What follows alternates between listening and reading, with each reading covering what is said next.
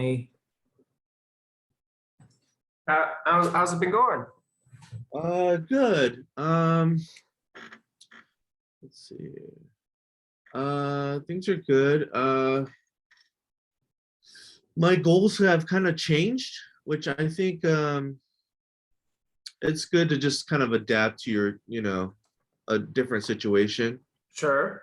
Um, so like I'm trying to play more rec, basically because I kind of lost that like fun part Yeah. about the ball.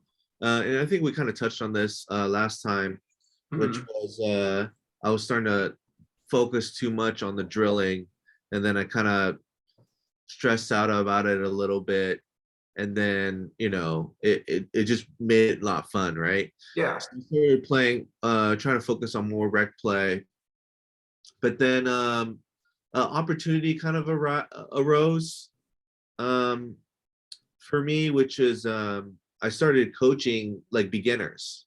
Uh-huh. Uh, Cool. so which has been a great like learning experience to just get more into the foundation stuff Mhm. and technique, and just like learning how to help other people better, right? Yeah. And maybe I could get some advice from you on about that, which is like, do you have any like tips on coaching or teaching or anything like that? And then um yeah, and then I played a round robin tournament Hmm. um this past weekend, Okay. and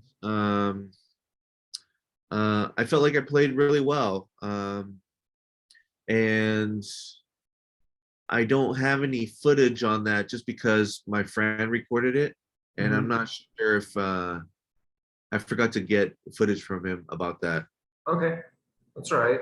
Um, but yeah, I Okay. don't. Yeah, so Awesome. that's what's going on with me. How about you? How are you doing? Good. Was in Florida for a couple weeks. Finally back. Yeah, I'll be in Texas this weekend, but yeah, kind of getting a little back to normal, I guess. But yeah, Florida, it was going really bad actually, and then it had some success the very last tournament, so that's good. What But do you think yeah, was the difference? um, well, I got more used to playing in. Well, actually, the first tournament was actually decent, but I mean, difference. I mean, most of it's mental for me. And then some of it's who you're partnering with. Maybe you just, I mean, a lot of these are for me and for a lot of the pros are kind of first dates. So you're kind of hoping that you're going to do well, but sometimes you just don't partner up well. Um, and then, yeah, I mean, every time failure is a good thing, I think, because every time I fail, I learn. So, I mean, I'm not going to keep failing the same way. So even if I fail again, it's like, well, I won't do that next time. I'll try this. And then sometimes that will work. Sometimes I'll fail again. But yeah, I think just kind of learned. I mean, I just got better too. So that was good. Um, yeah, so that was good. So let's talk about your things. So drilling is not fun. Yeah, drilling was not fun for me for a while. Even though I did get success from it. Um, I think I just put too much pressure on what I was gonna get out of drilling, you know, like Okay. because when you're playing so much and when you're drilling so much, you start to create a expectation for yourself Mm-hmm. of like, oh, like I'm putting right, um, and it just kind of made it not fun. That like, okay, I'm putting in all this work and time, and I should see myself being better because of it, right? Right. So it just made it not fun. So then I'm kind of switching over to just being more rec play, Yeah. and I feel as though like I'm kind of I think that's kind of like where I'm more at for now. Okay. Um, I think I've been using me coaching and teaching people Yeah. um, as a way for me to like get a lot of touches in. Like feeding. I really try to feed the ball in the right spot for them and stuff like that. Hmm. So Good. I've been just kind of using that as my drill. Uh, Yeah. and yeah, I feel like my touch is pretty good, but um, Okay. yeah, yeah. So one idea I have that you could try for making drilling more fun and a little less stressful is you could when you're drilling or if you try it just try to gamify what you're doing. So if you're Yeah, and I really try to do that. and that wasn't working for you. Yeah, I mean it was fun for a while, but after that it just like lost its yeah, it kind of lost it for me. Yeah. Okay. All right. Well, if that didn't work, that's fine. Um, another, so with teaching, I'm actually glad you're doing that. I think it's really helpful because you can kind of see, I mean, if you understand more of the fundamentals and the ideas of pickleball, then when you're playing, you're going to be able to like coach yourself. You're going to be able to use better fundamentals yourself. So anyways, I've personally found quite a bit of success improving on my own from coaching. Um, yeah. So anyways, I think that is really good. Um, yeah. And then when you play on your own, another thought is try to continue coaching yourself. Be like, this is actually one of the differences that I've had recently, where I've actually had like a coach go with me to tournaments, and I kind of felt like I wasn't getting enough from the coach. So I was like, okay, well, I am in my head. Part of it is that I coach and that I have expectations where it's like, okay, if I can do this better, then like, what's going on here? So, anyways, when you're playing, have yourself and then have your coach and be where you're coaching yourself and be like, okay, Bryan, like do this and like kind of try to view it outside of yourself where it's like, okay, if I had Jesse Irvin here, or if I had a really good coach here, what would they be telling me, or what would I be coaching myself? And anyways, try to. I think that's. Anyways, you can just become a better coach by teaching other people, but then try to implement it when you're playing. And take. I think that's one of the biggest ways you can take advantage of that time is improve it so that way when you're playing, you can take advantage of it. Uh, Yeah, I really like that idea of when you're playing, think of approach it as when you're coaching yourself as in like what uh yeah, if you're coaching yourself, what would you say to yourself as opposed to just like, oh come on, like you shouldn't be missing that shot or something like that, Yeah. Yeah, that's way more productive for Yeah. sure. Yeah. And yeah, and hopefully you actually are able to fix the problem rather than just having a negative reaction. Yeah. And then another thought is, yeah, don't be afraid to try new things while you're playing. Like when you're coaching, be like, or when you're coaching too, be like, okay, like I'm feeding people this ball, or maybe we're practicing dinks or whatever it is. I'm gonna try my two-handed backhand. It's not quite as good. Like I'm gonna try to be precise with my two-handed backhand during this time, and I'll improve that slight weakness. Or maybe you prefer or maybe your forehand's weaker. So it's like, okay, I'm going to try this forehand. Just take that time where, especially normally when you normally play against stronger players.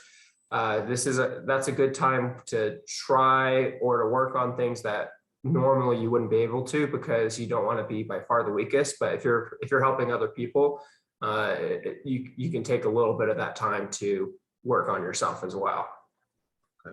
Um, but yeah, I mean, so you asked like what to do like for teaching them. I mean, are you just trying to help them like kind of get the basics down a little bit, or Yeah, I mostly focus on just beginners, because yeah, I feel awkward to try to coach somebody like better than me. So Sure. plus I enjoy like introducing new people to pickleball, so that's been great. Sure. Yeah. Yeah. So I mean, if you're introducing them to it, I mean, just showing them how fun it is, like even not where it's like just kind of giving them the layout of it and showing them how great it is, just fun wise is awesome. I mean, when I teach new players, I try to get them some of the basics of technique because a lot of new players they're just kind of swinging at the ball and they have no idea how to swing it, and so they kind of do different shots every time. If you get the epitome of consistency is doing the same thing every time, and hopefully it consistently goes in. So if you can help them, like, okay, this is your forehand dink, or this is your forehand smash. If you can get it somewhat the same and it's consistently going in, then also pickleball gets really fun where it's like, okay, I'm hitting these shots in. Now it's strategy. Now it's now I'm hitting 10 shot rallies and we're having different points rather than, oh, I missed my serve again, or I served it, they returned it, and I can't hit a third shot drop, right? So anyways, if you can help them get that base consistency, I think pickleball gets super fun. Mhm. But okay, and Go ahead. then so coaching's a thing recently. What else has been, what else uh like what are you working on in your rec play now, or what's kind of your ideas with that? So something let me grab so I've been really curious about my grip lately. Um and I don't know, I feel I remember you saying in a lesson in the past, like, feel free to try new things, you never know like what's gonna work better for you, right? Yeah. And I've kind of noticed that in the when I'm at the kitchen and Mhm. we're in like I'm in a firefight, when I Yeah. switch over to my forehand, it tends to pop up, right? Yeah. And I'm not sure if my grip is really serving me the best. Okay. Because I kind of have more of a continental, but like it's kind of like exaggerated towards I would say an Eastern. Right. So it's like continental, but it's like slightly shifted closer to the Eastern.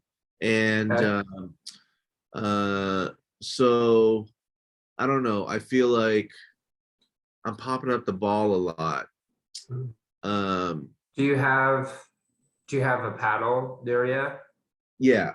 Okay. Well, I have a kid's paddle near me, but Let's it should work. okay. Yeah, I mean, so Yeah. can you face it so I can see like kind of like How I'm this gripping. way? Yeah. Yeah. So it's kind of So like this. okay. And can you turn it just a little bit more? The most important part's like the middle of your thumb. Okay. Um, so I mean it looks like, at least right now, it looks pretty close to the very middle of the Yeah. back of the thing. Is it Yeah. So this V thing, it right? kind of is more a little bit to the, it's not completely to the left bevel, but it's pretty close to the left bevel. Okay. So I mean that would be more semi-eastern. Yeah. Like it's not completely eastern. Eastern Yeah, it's would be like completely if Eastern. you were past the bevel and in the middle of it, then that would Yeah, probably yeah. be more eastern. Correct. So I mean, if you can shift it, just you don't have to go all the way to the middle, but for me, I'm probably halfway between the very middle and the bevel. So I'm Mhm. like I call it semi slightly eastern. Like it's Yeah, that's semi fine. almost slightly almost Okay. eastern. And I think that's the best way for me. I think you barely lose anything with the backhand, so that's good. And then Okay. forehands do get considerably easier if you're closer to that continental. Like back when I was holding it like completely eastern, it's really hard to like get all the way around it. Like my wrist has to go like that, and it's really Yeah. difficult. Yeah. When now that I'm like that, I just kind of go like this, and I don't like I have to turn my wrist half as much, and I'm there. Right. So Yeah, try just holding it that to like halfway there, and that should take care of that. And speaking from experience, I think it will do good for you. And then at that point, we're less worrying about having to worry about grips, and we're more worrying about how you're actually hitting the shot. And so we're taking out one of the variables. And then also, if you know it's coming to your forehand, you can, I mean, maybe you're kind of closer to Eastern or whatever. You can kind of move it closer to Continental or even past Continental, where you're like semi slightly Western. And then it's more of like, I mean, JW will even do it where I'm like picking on his hip and he'll move it and he's like pancaking it. It's really difficult if it comes to his backhand. But then if he knows it's coming to his forehand, he doesn't have to worry about it. Right. So yeah, that's some thoughts with it. Because like, yeah, I think I saw a snippet, a clip with Ben and Colin Johns volleying with each other, Mhm. and Colin was practically pancaking it, almost like 9 out of the 10 shots.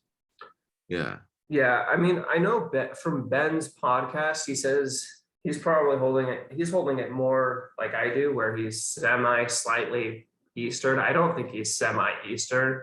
And he was actually trying to get Rob Nunnery to go quote more Eastern than Continental.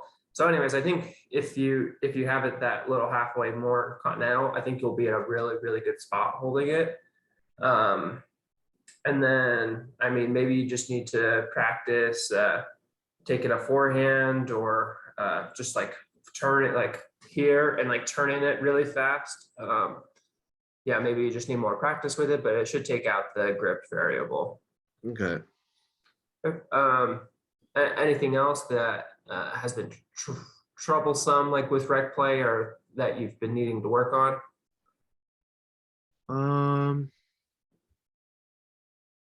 Not really. Okay.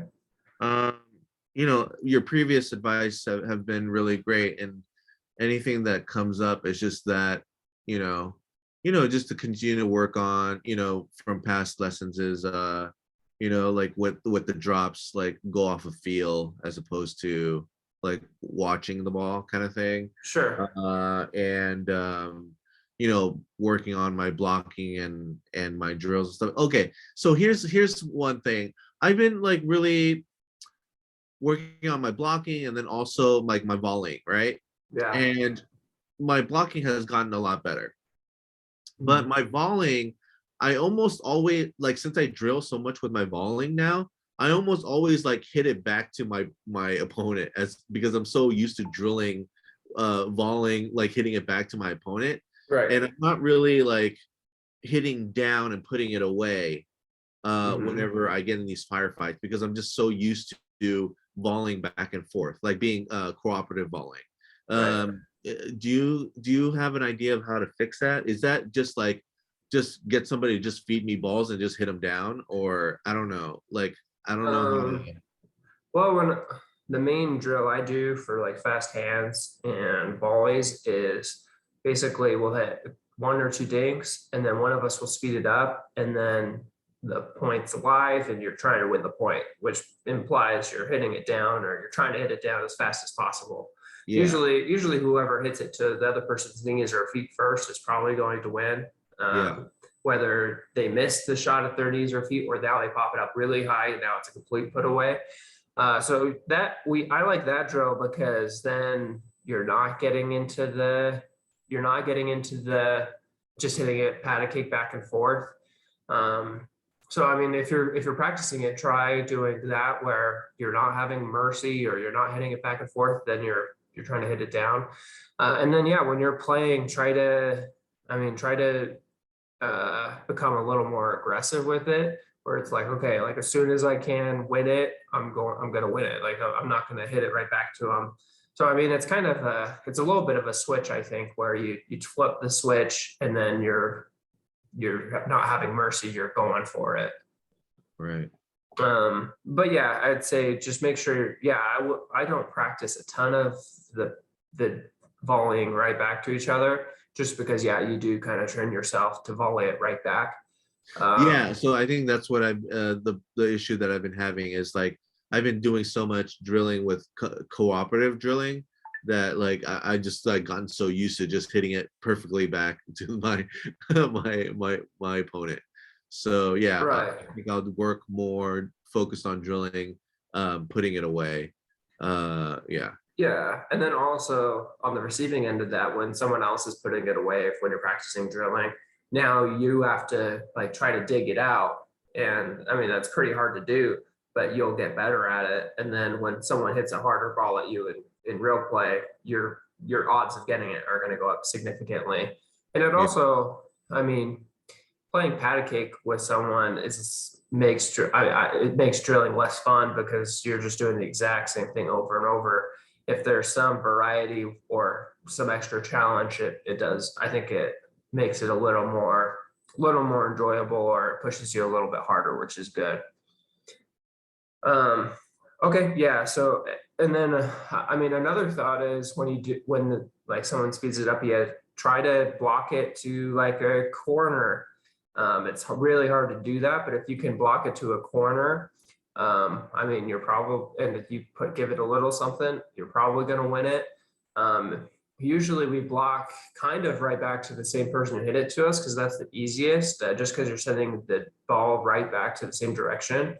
But if you can redirect it to their partner or redirect it to open court, that's usually where you're going to win the point. So, for example, I remember one point from this weekend where we had this long hand battle and mixed, and eventually I got one high enough to my backhand where I redirected it cross court, and they didn't get a paddle on it. And it was Yeah. just like until once our team or the other team got a ball that was nice enough where we could redirect it and block it to where we wanted to, we're probably going to win. Yeah. So, anyways, just try to I thought of try to another explore that. question. Yeah, thank Yeah. you. I thought of another question. How do I become more aggressive with or work on being more aggressive with my dinking? I feel like my dinking, I mean, we might have touched on this before, but I know the simple, like the most, I'll tell you what I do know about how to be more aggressive with my dinking. One is to move my opponent around. Two is Perfect. to mix up the spins of like maybe a little bit of like a underspin or a top spin, and you know just keep them kind of guessing high and like that. But I noticed like there's these like certain like especially with the pros, it's so obvious, right? They're playing at such a high level, but like there's these like slicing and there's these like top spin dinks that are just so aggressive. Is that just a shot that you just like work on, or is that like a drill, or what is it exactly? How do people get so good at like being aggressive with their dinking? Yeah. I mean, usually when they're hitting those kind of shots, they're not having to move as much. Like they're pretty set. So that makes it a lot easier to hit aggressive dinks. So try not to get moved yourself Yeah. is really helpful. And then when you do it, try to set up early. So even if you're having to move, you get there early. You kind of plant yourself, and then try to do weight transfer. Basically, for like a backhand, usually you want to do a left, like your 90% of your weight is on the ball of your left foot. And then as you hit it, or just before you hit it, you transfer it 90% to your right foot. And now you're getting your whole body involved rather than just your arm or your wrist. So you've got quite a bit more power with it, as well as for consistency. Now you have your whole body working. So it's usually a little more consistent than just your arm or your wrist. And then same for the forehand, weight on the right foot as you're hitting it, or just before you hit it, transfer right to left. And then for me, and I have to explore this more. I know for my ping pong, if I can get kind of more for dinks, especially if I can get my hips involved, where let's see if I can show it a little bit. So like if I can kind of like it's kind of like a dance move where I hit them with like hip, like bam, as I'm hitting the ball. Usually the ball is going to move probably 2 times to 3 times as fast where I hit. If I can get my hip involved as I'm hitting the ball, it just drastically increases the speed, which also increases the aggressiveness. So play around with. Do you pay attention to weight transfer while you're playing? Yeah, I do. Yeah, I do. Okay, And especially good, with coaching beginners, like I'm very conscious of it now. Yeah. good. Yeah. Yeah, so I mean, keep paying attention to it. Yeah, and then try to get your hip a little more involved. So where's Uh, that balance between because like in the past I've been told even sometimes now just because like people know me have know that I used to do this a lot. I used to okay, be very aggressive with my shots. And it's to yeah. the point where like it'll either go into the net or it'll go out. And should I bring that back? Because like now I'm like so conservative with my shots just because I've been so aggressive in the past and I haven't really been able to keep it in. And people have been telling me like, oh, you're just being way too aggressive or trying to go for too much. And Yeah. now like I feel like I overcompensated now. Like everything is just super like I'm just gonna like be consistent with it and then like not really show any kind of aggression. So like I Mhm. don't know if there what do you have any advice on how to balance that or how to be more aggressive without Yeah. being overly aggressive, I guess. Yeah. I mean, it's kind of a scale, Yeah. and you need to go up and down the scale based off of your opponents and off of the game. For example, this last weekend in mixed, I played against Dylan and JW, and against Dylan, I could go like really aggressive to the corner with like backhand to backhand. And because it's mixed doubles, especially Dylan's covering the middle a little extra, so it would put a lot of pressure on him to go get that backhand, and he's having to move really fast. Against JW, I think he wasn't covering the middle as much, and he's just really good at flicking that shot.